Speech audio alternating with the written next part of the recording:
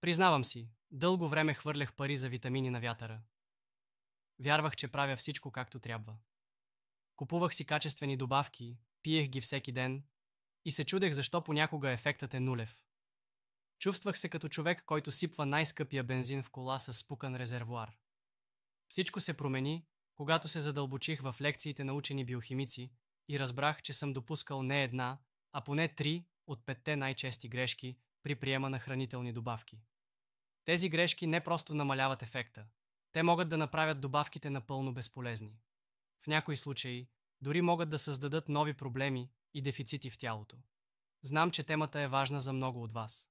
Затова в следващите няколко дни ще споделя с вас своя личен опит и научните факти зад всяка от тези 5 грешки. Ще ви разкажа какво съм променил, за да спра да си пилея парите и най-накрая да започна да усещам реална полза от инвестицията в здравето си. Готови ли сте да проверите дали и вие не правите същите грешки? Следете страницата. Утре разкривам първите 2.